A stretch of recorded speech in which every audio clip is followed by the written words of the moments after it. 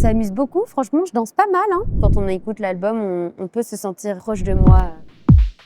Mauvais garçon me rabaisse, me dit que je suis pas belle, comme ça que je sers à rien. La création de l'album en soi, elle s'est faite de manière hyper naturelle. C'est un album qui me ressemble à 1000% parce que je me dévoile beaucoup. Je parle essentiellement de moi, de mes histoires, de mes émotions, de mon vécu, des traits de ma personnalité aussi que je peux avoir. C'est vraiment ma carte de visite en fait, cet album. Et c'est ce que j'avais dit sur mes réseaux, c'est que je l'ai appelé Elé parce que c'est mon surnom, parce que c'est les gens qui sont proches de moi qui m'appellent comme ça. Et je pense que quand on écoute l'album, on peut se sentir proche de moi. C'est une chanson que j'ai écrite quand j'étais pas au top de ma forme. Hein. Je pense que avec tout ce qui s'est passé, la Starac, la tournée, tout ça a fait que ma vie était hyper intense. Hein. Je faisais plein de choses tout le temps. Je m'arrêtais jamais. Et à un moment, je me suis arrêtée pendant l'été. Et ça a été hyper dur de faire face à cette solitude, à toutes ces questions. Voilà, en fait, j'ai un petit peu découvert ce qu'était que l'anxiété, les crises d'angoisse, alors que j'étais pas vraiment quelqu'un d'angoissé à la base. Ça s'est produit à plusieurs reprises pour différentes raisons, notamment parce que aussi un jour j'ai eu peur du public, hein, simplement. J'ai pas l'habitude et j'ai toujours pas l'habitude parce que c'est tout nouveau. Et donc voilà, tout ça a pu me faire peur et j'en ai écrit une chanson.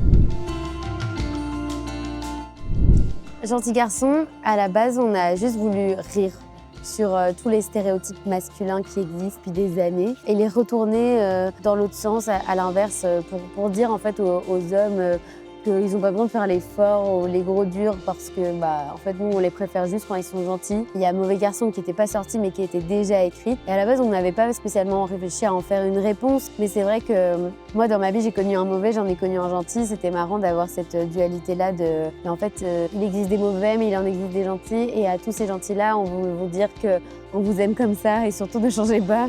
C'était marrant et en même temps, c'était un joli message à faire passer. C'était la première fois que je parlais aux hommes aussi, parce que dans mes chansons, c'est vrai que je parle en jeu, j'exprime du coup mes ressentis, mes histoires. Donc en tant que femme, j'ai l'impression de plus parler aux filles et là, pour le coup, c'était vraiment destiné aux hommes.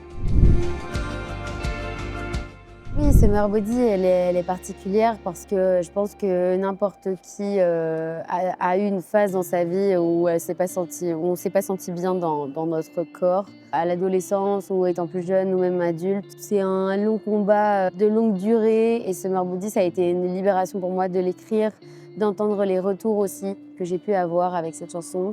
Et c'est vrai que ce soit Mauvais garçon ou Summer Body, c'est des chansons que j'aurais dû entendre étant plus jeune. Je suis certaine qu'il y en a qui existent, je suis peut-être juste pas tombée dessus. Hein. Je dis pas que j'ai inventé cette thématique-là, mais c'est vrai que ça a été un vrai soulagement aussi pour moi d'être porteuse de ce genre de message, parce que si je l'étais, il fallait que j'y croie à 100% pour que les autres y croient aussi. Donc moi, c'est ce qui m'a libérée et en fait, peut-être que j'aurais juste dû l'écrire à 12 ans. Franchement, je me sens hyper libérée vraiment, mais je sais que, et c'est pas du tout bateau hein, ce que je dis, vraiment, je sais que c'est grâce à l'écriture de cette chanson, au fait que vraiment je suis porteuse d'un truc. Les gens, je leur ai fait du bien, j'ai reçu des retours tellement positifs. Vraiment, il y a eu un impact chez certaines personnes et cet impact-là, il est aussi arrivé jusqu'à moi. Donc je me sens hyper fort libérée de tout ça.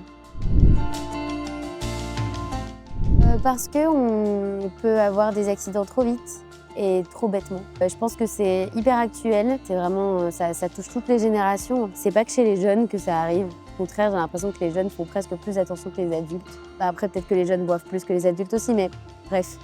C'est pour toutes les générations. Et oui, je trouve ça hyper important. C'est un peu ma chanson prévention, c'est un peu si je peux aider une personne, vraiment ne serait-ce qu'une seule, c'est déjà un petit pas et ça me fait plaisir parce que c'est un sujet qui est important pour moi.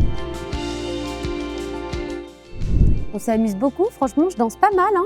Et donc en festival, je pense que ça se prêtera d'autant plus.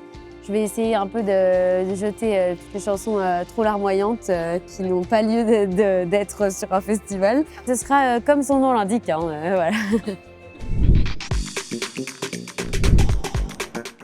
Mais j'aime pas la sauce andalouse frite, sauce Brésil. Ah non, attends, il y a pas longtemps, là, j'ai eu une cloche au pied. Et vraiment, et j'étais en France et je savais même pas que c'était belge, mais c'est vrai que du coup, en ce moment, j'ai souvent des cloches au pied. Et c'est un mot que j'utilise beaucoup.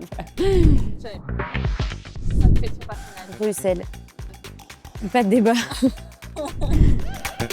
Bière ou chocolat? Ouais. C'est une vraie question, ça? Bière. Ma mère, elle faisait tout le temps des chicons gratins, mais j'aime pas ça. Mais en tout cas, ça me rappelle mon enfance parce qu'elle en faisait tout le temps. La Grand Place de Bruxelles, évidemment. Même si on la connaît par cœur aujourd'hui, mais ça reste quand même une très très très belle place. Et une des plus belles du monde.